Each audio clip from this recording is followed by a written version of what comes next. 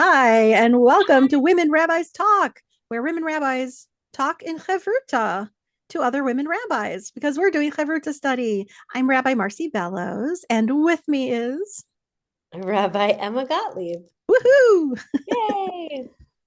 So this is session 3 of our study of Michael Marmur's Living the Letters, and we are still on the introduction. We are not yet in the letters, Mm-mm. but it's such a Not good, yet. juicy introduction. Such a juicy introduction. We and like deep and rich and probative and Probative. thought provoking. And I'm just trying to use big words like murmur.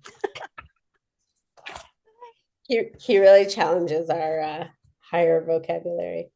True. All right. Okay, I can share So my screen.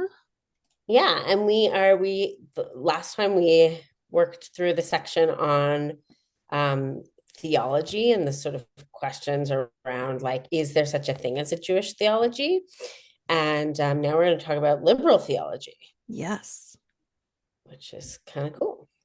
And I believe that that I'll read first because I volunteered to attempt to pronounce the name of the German schools. We'll see how I do. It's in line 4, ladies and Line four. gentlemen. Get ready for it.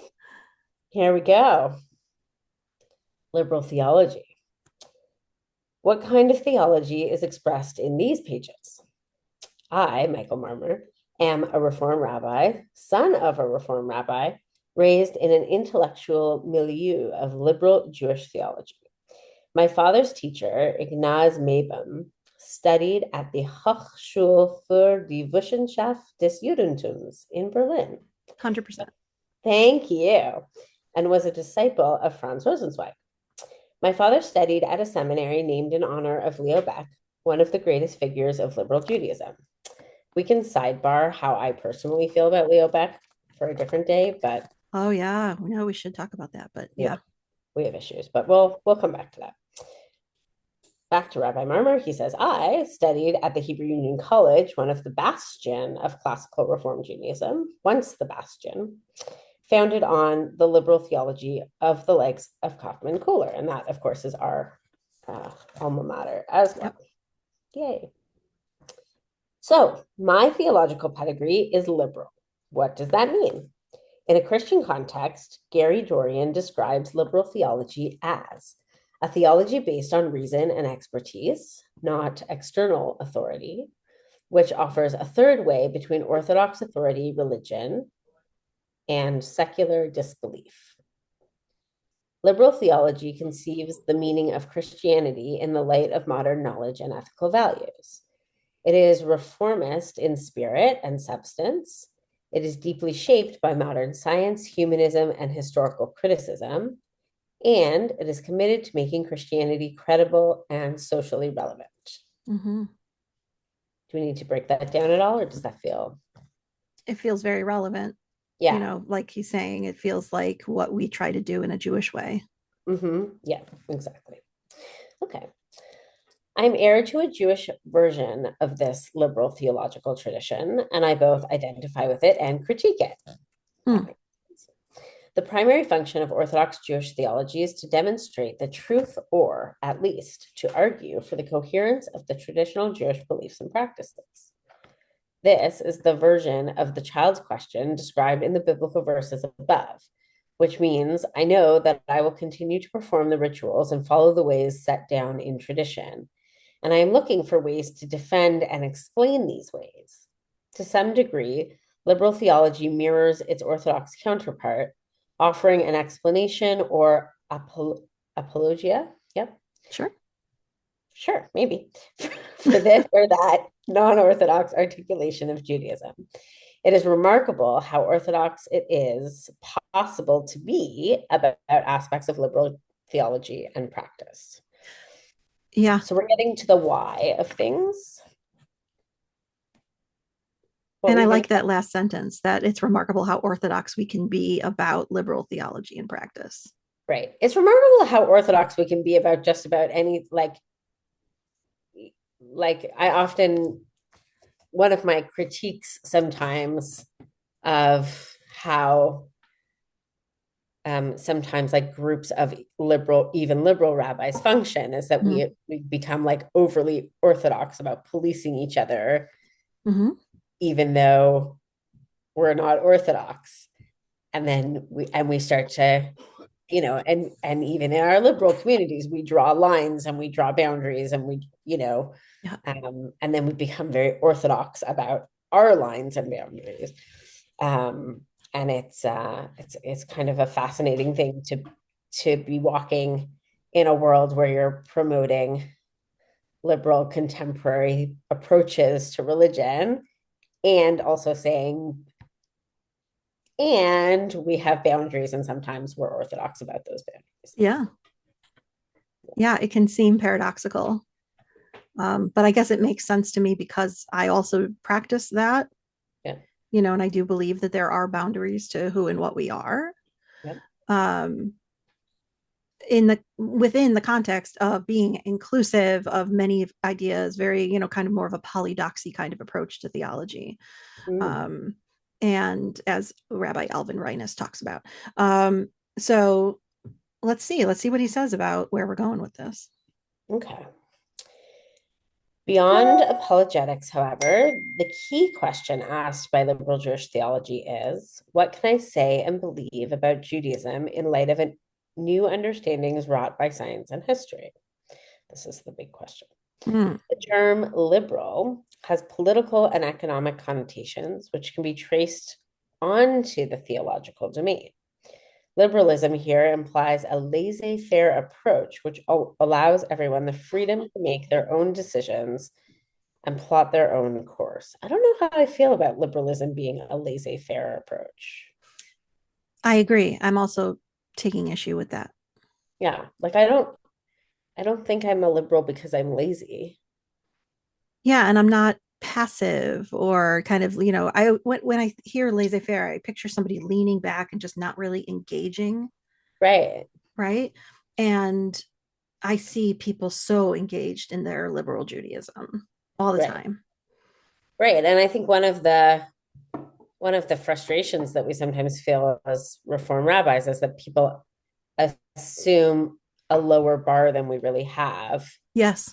And they assume that we're more easygoing than sort of the other side of this Orthodox piece that, that being a liberal Jew or a Reform Jew doesn't mean you don't care, you don't try, you don't learn, that you're looking for the easiest way to do something or the lowest bar. But yeah, so it makes me nervous, that description. Yeah. Yeah. All right. Well, we'll keep going. Orthodox theology typically claims that an emphasis on individualism is fundamentally at odds with the essence of Judaism. In response to this claim, liberals tend to employ one of two defenses. The first is to assert that a judicious reading of Judaism shows a far greater degree of choice and change than is commonly held. The second is to argue that modernity has so changed the playing field that a new Judaism is now called for. These and other ideas will be rehearsed in various chapters of this book. Yeah, I often say that being a Reformed Jew or a liberal Jew is so much more challenging than other forms of Judaism because of the individualism, because of the layers of choice that we have, Right, where, we decide how we engage with our tradition. right. Like if we're doing it right and we're not being laissez-faire about it, Right. then it's actually harder because you have to think about or you have to make decisions about what you want to do and why, as opposed to just doing what you're told. What someone has told you. Exactly. Yeah. Okay. Given my skepticism about some of the more naive claims often found in liberal thought, it is also possible to characterize my position as post-liberal, although it is at this point that my interest in the use of signifiers begins to wane. If the only liberal option is the version popular in the early 20th century, according to which science and progress and informed choice would make everything succeed, I am post-liberal. Post-liberal because science and progress and informed choice isn't enough, do you think? Yeah, and if that's stuck in the early 20th century, he finds himself beyond that somehow. Right. Okay. I feel like I likely would agree with that myself, even though I'm not 100% sure how he's defining it. Yeah, let's see. Okay. I'll finish off this section. Great. Jewish feminist thought, or a dominant trend with that burgeoning field, is often identified with post-liberal theology. Rachel Adler, for example, has offered an excoriating critique of the liberal tendency to offer women the status of honorary men, unable or unwilling to acknowledge the more profound shift of consciousness necessary for the engendering of Judaism. Platitudinous declarations of equality. I love him so much. Platitudinous declarations of equality are not equal to the task of recognizing difference and uncovering structural injustice. Here, as in other areas, it is necessary to look beyond the liberal horizon. It's a really good example, like to use Jewish feminist thought as this sort of example of what he's talking about when he's talking about post-liberal, being a post-liberal, a Yeah. post-liberal approach to theology. Yeah, it It's makes sense that you would have so much to unpack, and all of that comes so much later than the earlier part of the 20th century. yeah, That to be stuck there in the right. 20s and 30s would deny us feminism, would deny us LGBTQ, Judaism, and learning and texts. So Yeah. yeah, How much more so like um that now we've come even farther than Jewish feminist theology has taken us, and we're starting to learn about how much richness can be uncovered through the perspective of trans Jews and um, the queering of halacha, all of that stuff is really it's so rich yeah. and ongoing. And it's so Yeah, important to our modern day understanding of Judaism. right. The events of the 20th century have done much to erode the unbridled confidence in progress, which so typified liberal theology in the 19th century. As will become clear in this book, I'm critical of Pollyanna-ish faith in reason and democracy to carry the day, and very interested in aspects of tradition which were largely eschewed by the classical reformers while remaining passionately committed to reason, democracy, historical perspective, scientific rigor, political moderation, universalism, and many other core characteristics of liberal theology. So it's this sort of post-liberal approach is kind of taking all of the best of 20th century liberal theology in terms of the like application of all of the science and reason and contemporary scholarly pursuits, and also saying that scientific reasoned approach to theology isn't enough to sustain our theological needs in the 21st century. Yeah. And Yeah. that we're sort of also bringing um, some of the like spiritual needs back into That's such a huge area. Yeah. right, but like yeah, we can have like great conversations about creation and the Big Bang and all of the kinds of like conversations that felt so radical in the like mid and late 20th century, but like often that isn't as fulfilling anymore, because I think sometimes people seem to want to talk more now about what it feels, what it means to be in relationship with God, not Yes. just to understand, not just to ask questions about who God is or what God is or how God functions, but that we're more interested in that relationship and that spirituality, Mm-hmm. than the classical reformers were, and then maybe they were in the bulk of the 20th century. Yeah. Mm. Yeah, we have a lot to do to repair the spirituality of our people. I know we've talked about that a little bit already. But that you're right, the kind of personal relationship with God, the one-on-one, the question, where is God and does God care about me? Yeah. Seem to be very alive for a lot of people. Hmm. And it seems like this postmodern approach to liberal theology requires us to engage our minds and our hearts. I like that a lot. Mm. All right. All right. Shall we go on? Yeah. Okay.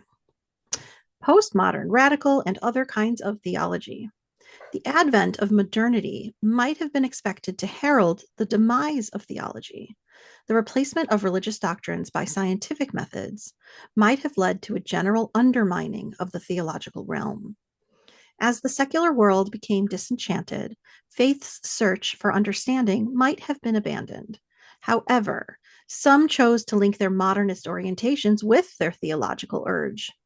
Classical Reform Jewish theology, as exemplified by such works as Kaufman Kohler's Jewish Theology, was a profoundly modern enterprise.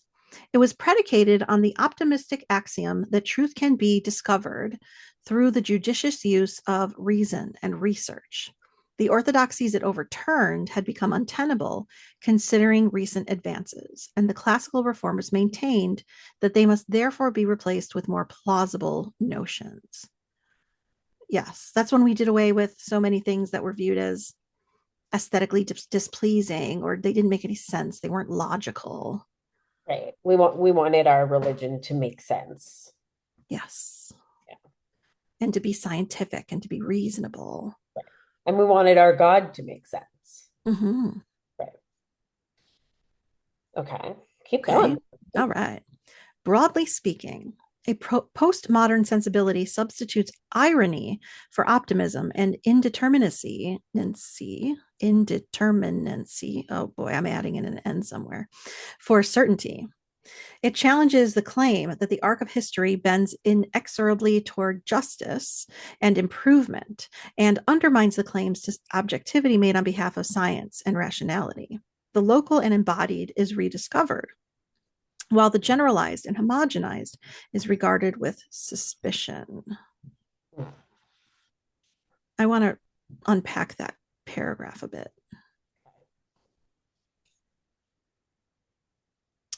A postmodern sensibility substitutes irony for optimism. So I think part of what he's saying is that in the 20th century, in the modern approach to theology, in modernity, there was a component um, of around justice and the that idea that that history is arcing towards justice, right? Yeah. That things are always like improving, right? That's a very like modernity notion, right? That You're like right. everything in modernity is lending itself towards improvement. We're Yes. learning, we're growing, we're bettering. Technology is making us better, science is making us better, reason is making us better, the internet's making us better, all these Mm. things, right? Globalization. And in the postmodern era, we've started questioning those assumptions, Mm-hmm. right? Huh. Our world might not be getting better. Some of these things might be making our world worse. And right. And what do we, so as we are questioning those assumptions in other areas of discourse, it's also impacting our theological context. That makes I think sense. that's what he's talking about, or that I think that's where he's going. It feels like it's added a skepticism or even a cynicism in Right. to our understanding of religion and of theology. Would you say that that's Yeah, well, correct? I think we've become skeptics and cynics about almost everything. Mm-hmm. Um, and it's sort of like a this too, like in this era of cynicism, what does that do to our theological pursuits? Yeah. Okay. Indeed, both modernity and postmodernity have been perceived as dealing mortal blows to the project of theology, but neither has stopped people from theologizing, and each has had a profound impact on theology itself. John Caputo made a useful distinction between strong and weak theology, which can be linked to the modern postmodern distinction, and to my proposed axis of smooth and crunchy, explained in the next section. In strong theology, one's faith disposition becomes a defensible position.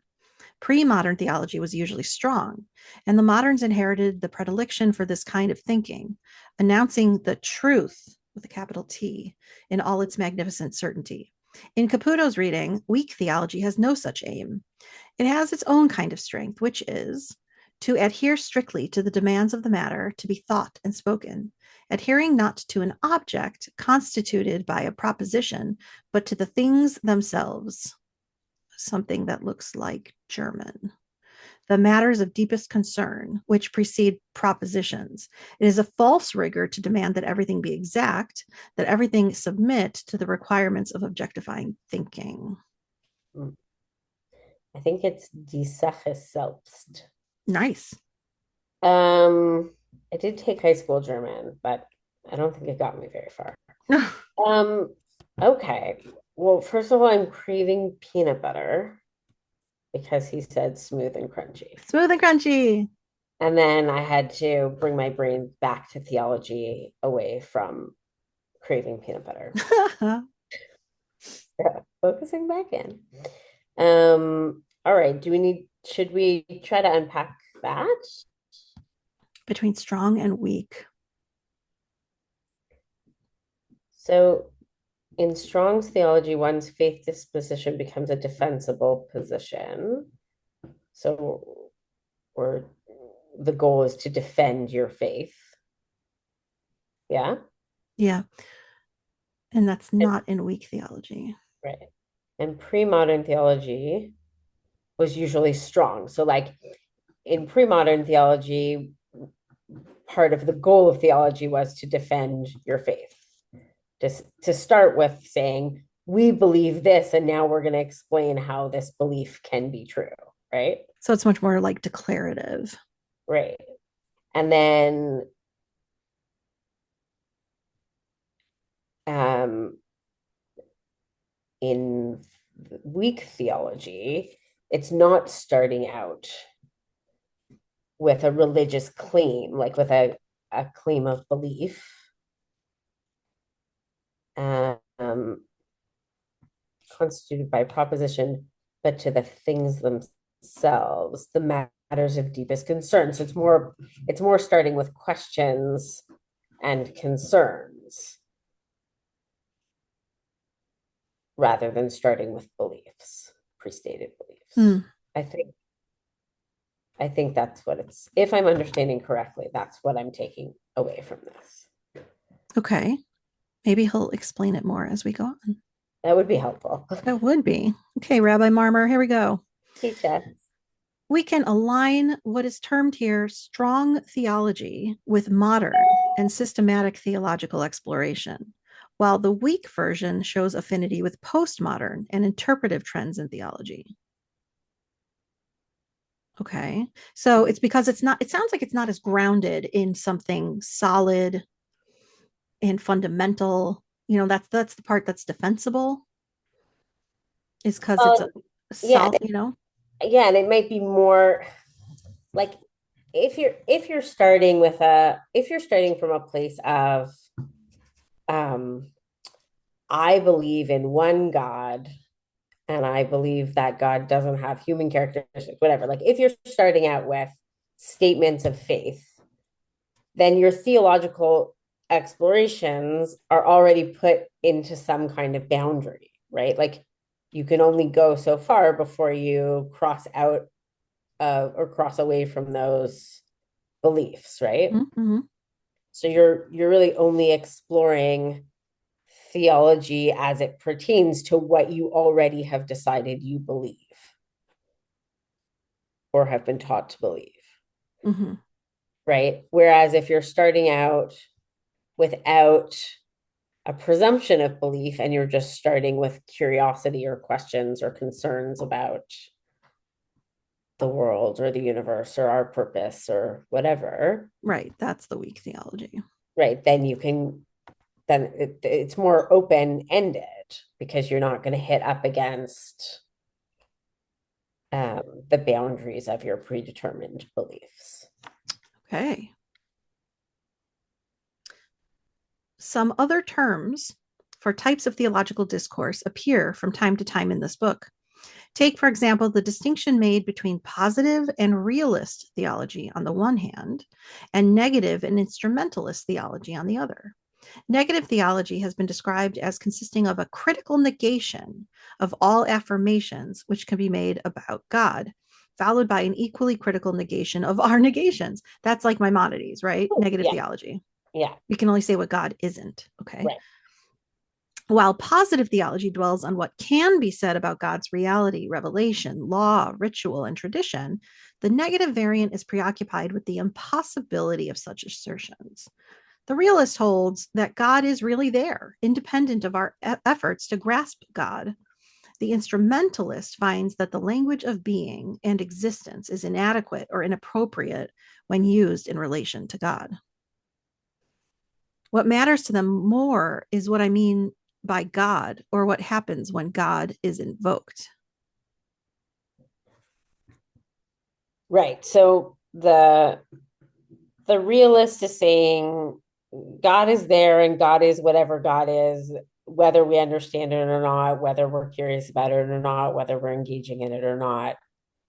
God is. And our exploration of God is separate because God is whether no matter what we Right. think, right? Whether we try to understand God or not. Yeah, or whether we're right in our theories or not, Right. right? And the instrumentalist is more interested in what what is the consequence of our exploration of God? Hmm. What happens when we are trying to be in relation to God, when we're trying to understand God? What do we mean when we're saying, what do we mean when we use God language? So it's actually more an exploration of us than it is an exploration of God. Huh. Especially when it focuses on the inadequacy of human language, Yeah. human understanding to grasp all that is God. Right. Yeah. Yeah. Shall I finish this section? Yes, please. Okay. The distinction between moderate and radical positions is well known in a political context. The moderates speak for incremental change, look for opportunities to further consensus based policies, and embrace the notion that the best should not be the enemy of the good. Radicals, on the other hand, strike at the roots of the problem and are interested in shaking up the system rather than maintaining equilibrium. The term radical theology gained currency in the 1960s in the wake of the, quote, death of God, end quote, movement, prevalent in some circles of Christian thought. According to one explanation, radical theology recognizes God as a formulation of extremity that gets at the root of thought and opens up pathways for a thinking that knows no bounds. Often, the radical nature of radical theology takes a political and social turn since it tends to involve a critique of power structures and accepted truths. Some Jewish thinkers have used the term radical to describe their own work. usually to set it apart from more conventional and predictable modes of Jewish theological discourse.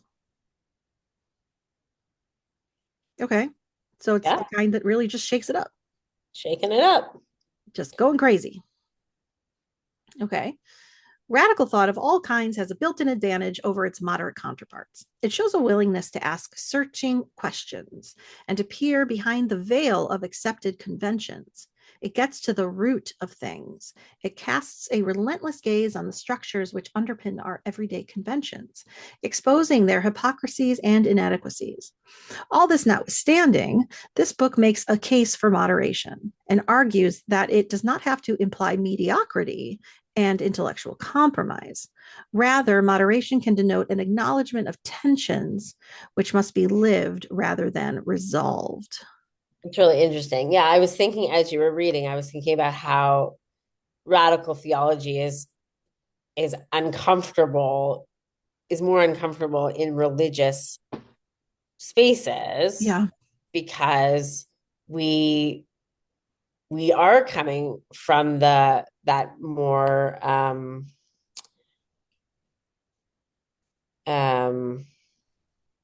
that strong theology Mm, place where we do have set beliefs. And so when somebody comes in and brings ideas about God that totally shake things up, that can be right. really uncomfortable for those of us who feel um, like we have deal breakers when it comes to exploring God's nature, Yeah. right? Yeah. Like here's my hard Um, line and you're trying to cross it. right. So we don't always love that kind of approach to theology, or it could be really uncomfortable um, for the religious folks. I mean, including myself in that, not Sure. like not Even not meaning, people, yeah, like even liberal religious, yeah. um, and or even secular, right? Like you can be secular and still have a set belief about God, right? Where you Mm-hmm. might not love a radical approach to theology. Um, so right, so it makes sense to me that he's gonna come at things from a more moderate approach. But I think it's really interesting that he's um, calling out um, what could be a critique that a moderate approach to theology is somehow mediocre or intellectually compromised. And he's saying um, just because we may not want to be totally radical in our thinking about God doesn't mean that we're um, not able to be intellectually authentic about it Right. Or or profound or rigorous provocative. or Yeah. yeah, Yeah. yeah, I really like that last sentence of the paragraph that moderation can denote an acknowledgement of tensions, which must be lived rather than resolved. We have right, to live through them. This goes back to his bear hunt.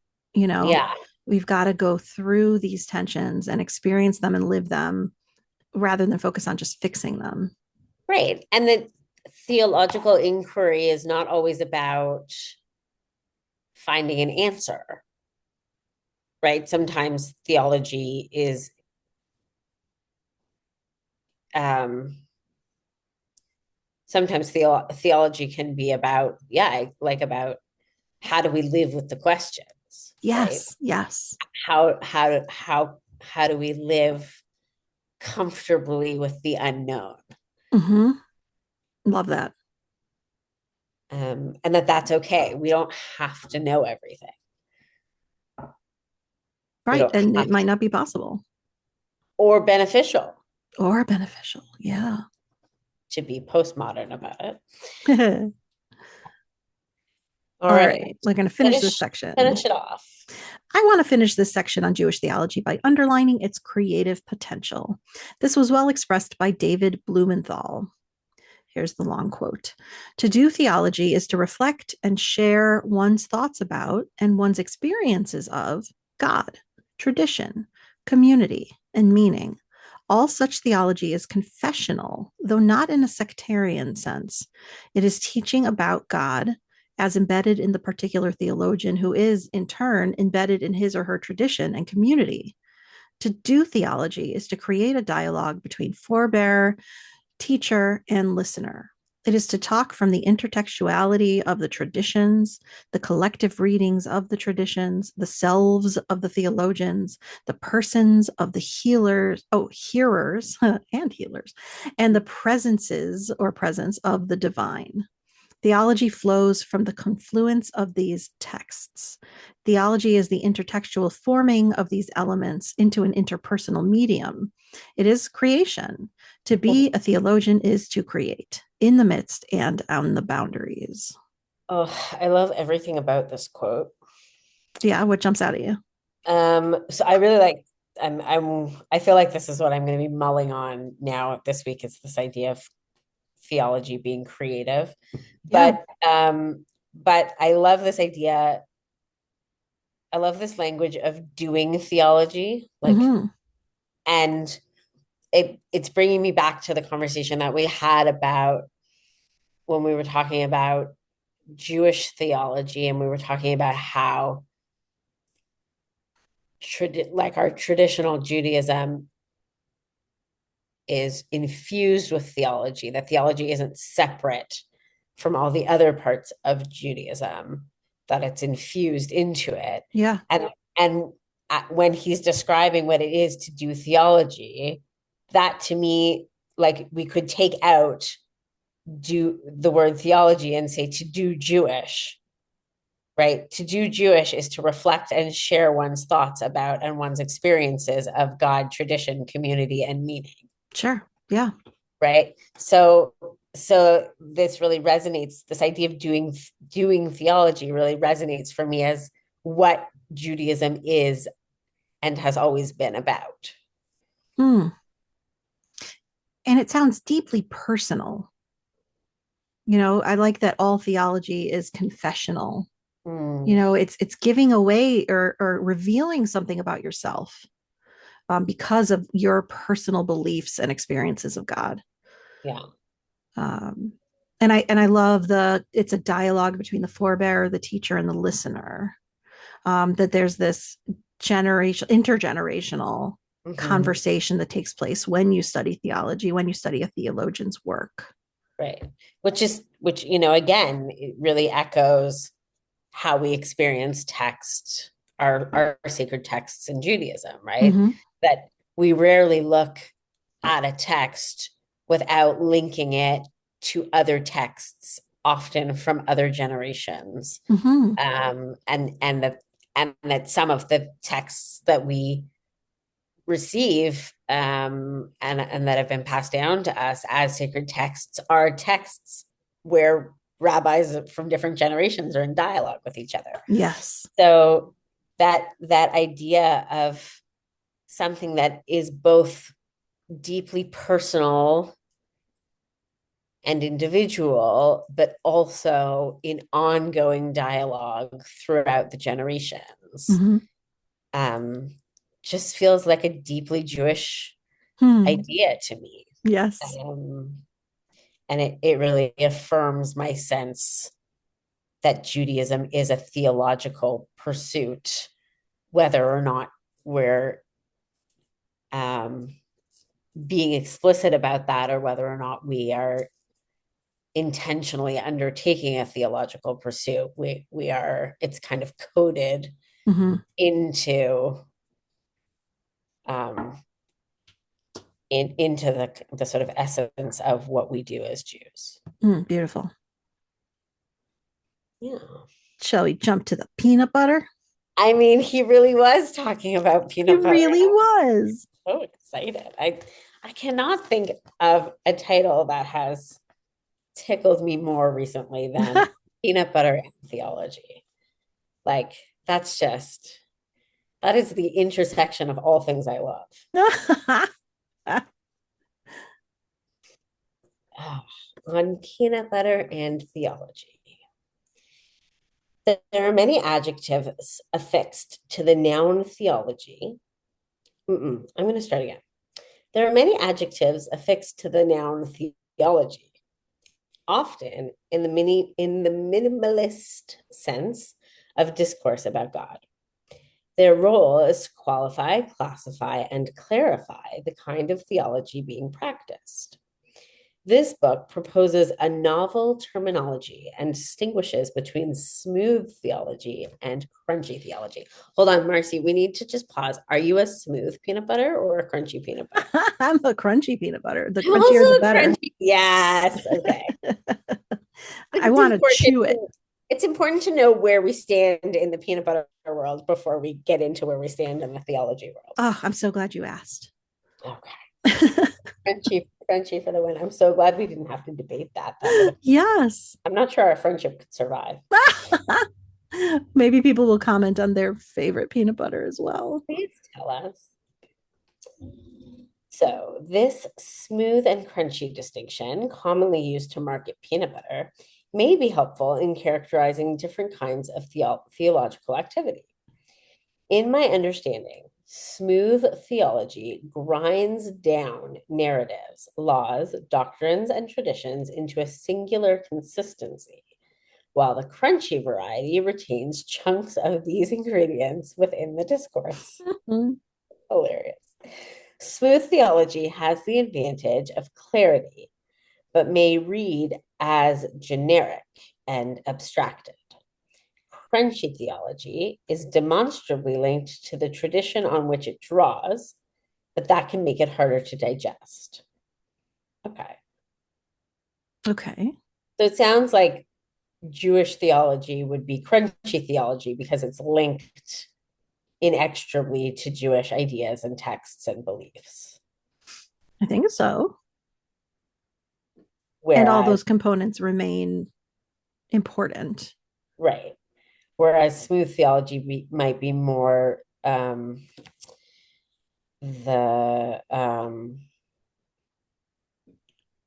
like the weak theology approach. Maybe it doesn't allow for disagreement or debate. Like it's so simplified into something that you either believe in it or you don't. Yeah, or it's more it's able to integrate more because it's not locked into a particular belief or tradition. Crunchy is? No, smooth. Smooth. Okay. Smooth is not like it's not locked into a particular belief or tradition. All right, let's see what he It may be describes. more like accessible. I don't know. Interesting. Okay, Yeah. let's see what he says. Smooth theology answers the question of the Bible's inquisitive child with certainty and consistency. It spreads easily. Oh. Crunchy theology, on the other hand, will have more texts to unpack, more tangents and digressions. It is less homogenized than its smooth counterpart, but it may offer more to get your teeth into. So now I'm thinking, yeah, so it's a little bit like pediatric Judaism and adult Judaism. Nice. That's it. Right? And for those people who don't know those terms, rabbis often refer to the learning we do in religious school as a child as pediatric Judaism because it's so accessible and so understandable as for children. But so many people don't go on to learn Judaism as an adult, where it's so rich and there's so much complexity. And we want people to continue learning and go into that adult Judaism. Right. And that sort of like entry level Judaism, we give simpler answers, which at the time might be satisfying, but like as you evolve as a person or a Jew, either because you're growing up or because you're deepening into your Judaism at a certain stage in life, Yeah. those initial simple answers become less compelling or less satisfying. Satisfactory. Yeah, exactly. Yeah. Okay. For readers not familiar with traditional Jewish practices of quotation and allusion, most Jewish religious works read as crunchy. There are allusions, hints, and digressions. However, there are some works, often more philosophical than esoteric, which read more smoothly. One such example is Joseph Albo's 15th century Sefer Ikarim. In the introduction, Albo explains that knowing the fundamental principles on which the laws are based is both simple and difficult. Simple because everyone should clearly have at least a rudimentary understanding of the laws in order to believe in them, and difficult because of the disagreements between sages and how they present and understand these principles. And this is the quote from Sefer Ikarim. I, Joseph Albo, residing here in the city of Soria, led hither by the providence of the prime mover, having in my humility realized the high importance and great value of the substance of investigation, and seeing the great confusion in the minds of those who have speculated concerning it, I undertook to make an adequate investigation of the general principles of divine law.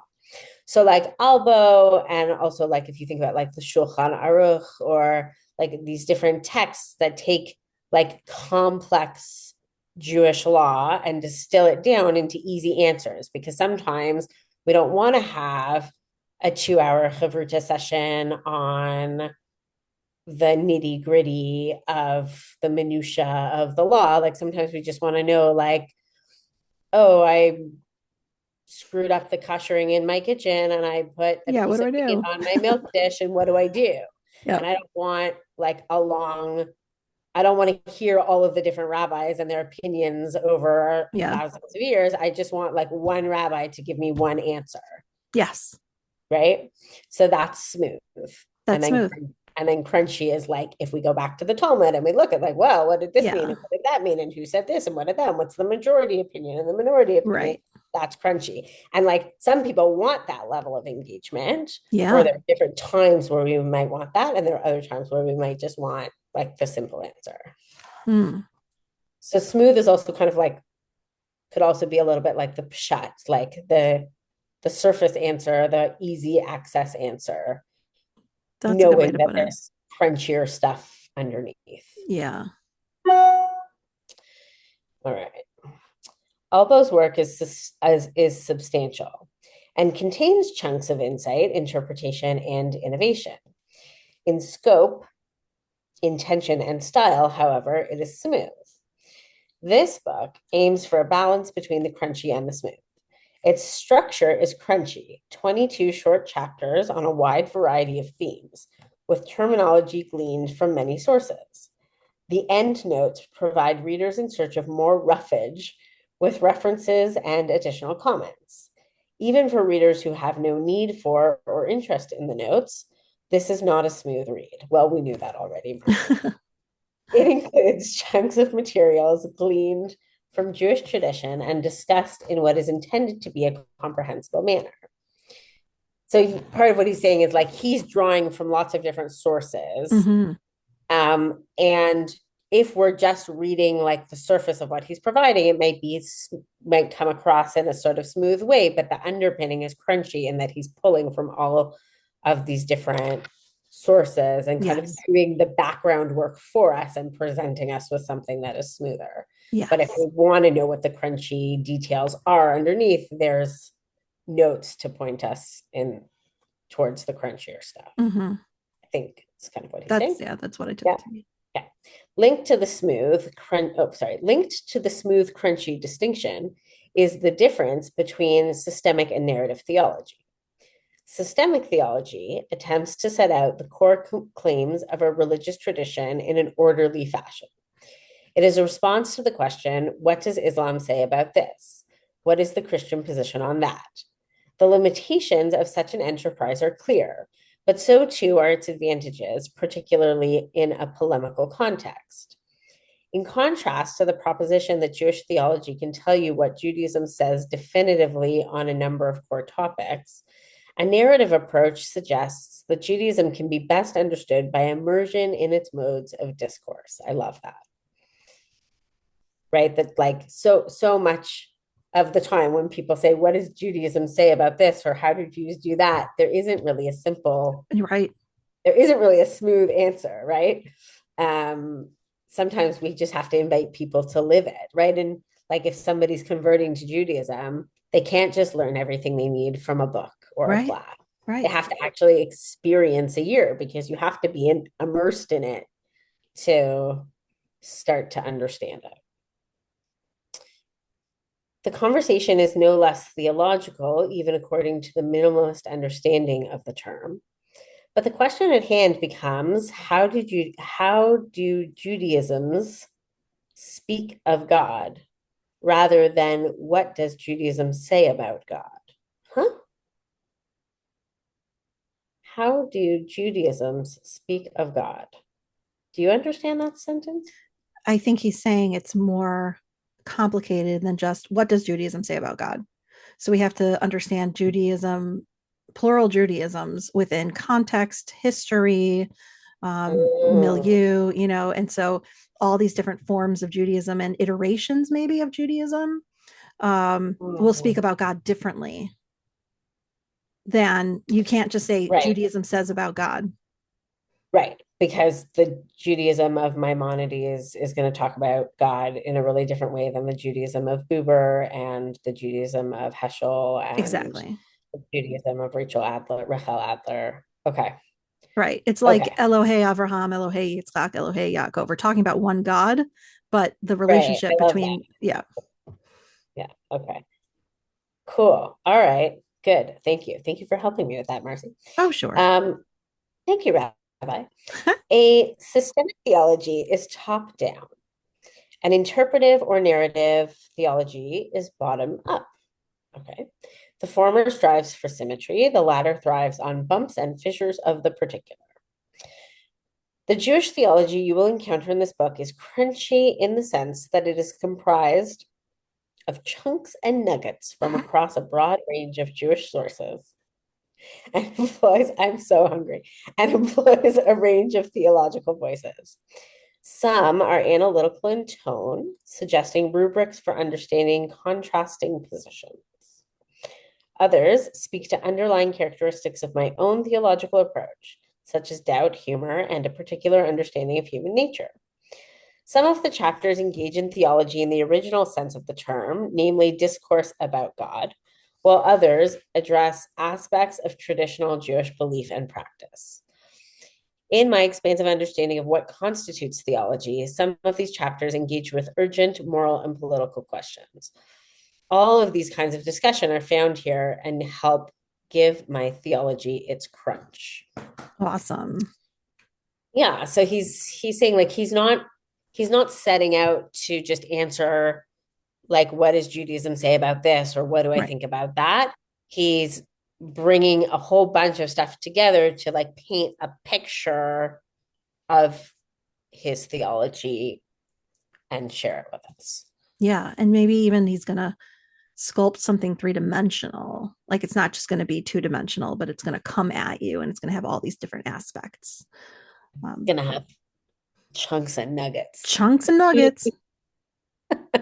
I don't love those two words together.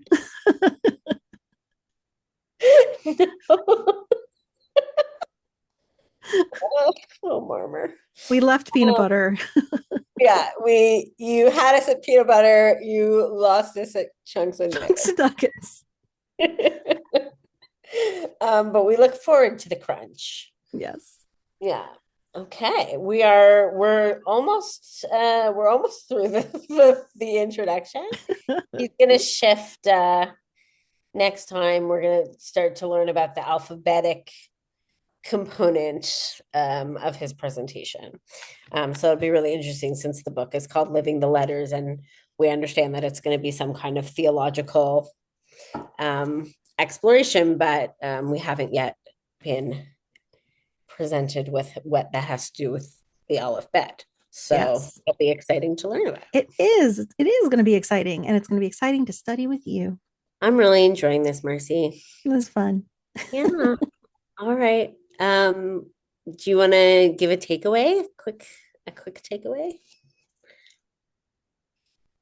I know I'm going to be pondering this smooth and crunchy and trying to apply it to conversations that come up over the next bunch of days, Hmm. especially conversations about Jewish practice about theology, all these things that come up. Is it smooth? Is it crunchy? I like that.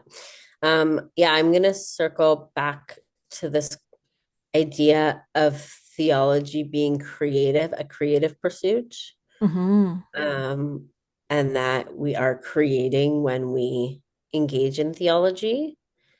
And I'm curious, like, to play with that idea and to play with the idea of ongoing revelation. Yeah, It feels like there's a connection there, and I want to kind of marinate in that and see what comes of it. that sounds great. Yeah. Yeah. All right. All I right. will see you next week. Okay. See you next week. Thanks, everybody.